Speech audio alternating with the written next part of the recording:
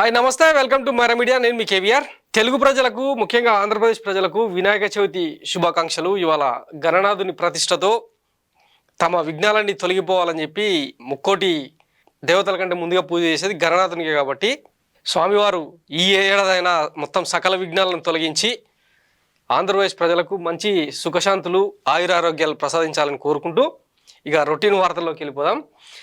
ఇప్పుడు ఇదంతా ఎందుకు చూపించినంటే వినాయకుడితో వ్యాపారం మొదలుపెట్టిందనమాట ఈ కూటమి సర్కార్. ఒకవైపు ప్రజలు ట్యాక్సులు అంతులేని దోపిడీతో ఇబ్బంది పడతా ఉంటే విజయవాడ నగర ప్రజలు ముఖ్యంగా ఆర్ధనాదాలు ఆకలి కేకలతో అల్లాడిపోతూ ఉంటే వినాయకుడితో వ్యాపారం చేసేందుకు తెరదీసింది ఈ కూటమి సర్కార్.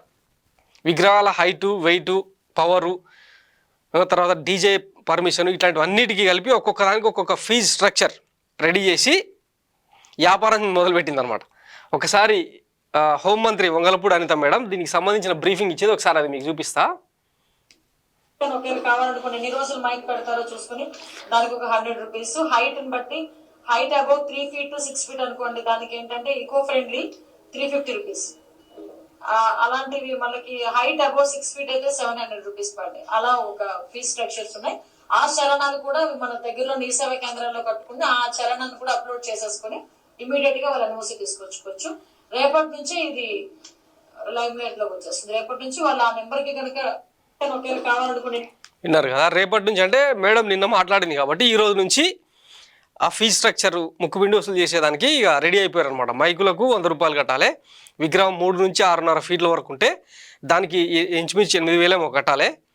దాని తర్వాత ఇంకేమైనా చేయాల్సి వస్తే ఆ గణనాథుల కమిటీకి సంబంధించి కొంత సర్క్యులర్ జారీ చేసి వాళ్ళ నుంచి డబ్బులు దొబ్బే కార్యక్రమం అనమాట.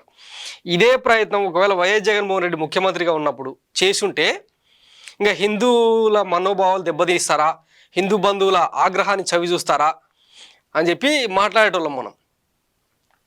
దీన్నే మన సోకాల్డ్ చంద్రబాబు గారు ముఖ్యమంత్రి గారు చెప్పే సంపద సృష్టి అనమాట.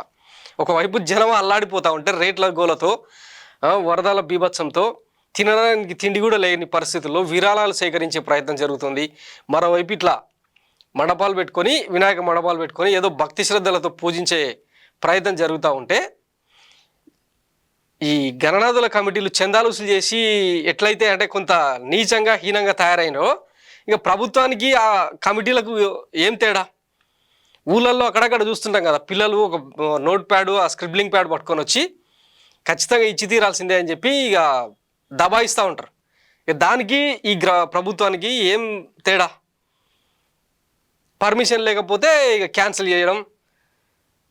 తర్వాత చెప్తుంది కదా, మీ సేవలో డొనేషన్ కట్టి పర్మిషన్లు తెచ్చుకోండి, ఎన్ఓసి తెచ్చుకుంటే కానీ మీ మండపాలను నడవనీయమన్న రేంజ్లో ప్రభుత్వమే దోపిడీకి దిగితే ఇంకెవరికి చెప్పుకోవాలి. సో ఇది సంపద సృష్టిలో భాగం అనమాట. మనం అటు అర్థం చేసుకోవాలి.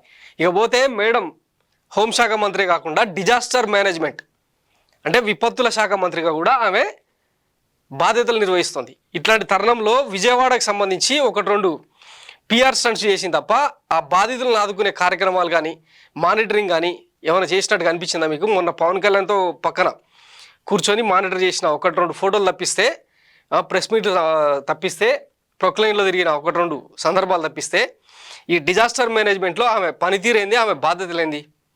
అయినా మొత్తం చంద్రబాబు గారు 1 man షో చేస్తూ ఉంటే ఇంకా వీళ్ళందరూ ఏమంటారు చదరంగంలో పావుల మాదిరి సైనికుల మాదిరి అయిపోయారు అనమాట.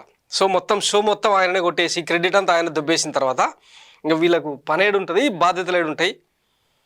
ఇది జరుగుతున్న వ్యవహారం అన్నమాట. సో ఇది ఆంధ్రప్రదేశ్లో జరగబోతున్న సంపద సృష్టి. మరోవైపు తెలంగాణలోనేమో పవర్ దగ్గర నుంచి అన్ని ఫ్రీ ఇస్తూ ఓన్లీ పర్మిషన్స్ మాత్రం పోలీసు వాళ్ళ దగ్గర నుంచి ఎన్ఓసి తెచ్చుకోమని చెప్పి క్లియర్గా చెప్పింది.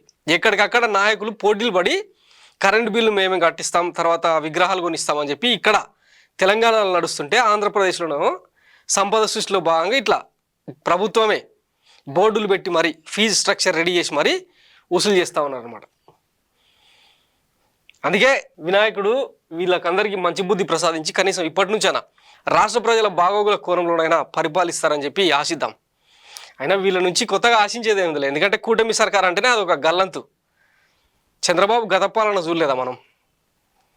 ప్రతి సంక్షోభాన్ని తనకు అనుకూలంగా మార్చుకొని దోపిడికి తెరదీసి జన్మభూమి కమిటీలను పెట్టి జనం అంటే ఇచ్చే సంక్షేమంలో కూడా పర్సంటేజీలు తీసుకునే వ్యవహారం వీళ్ళదనమాట.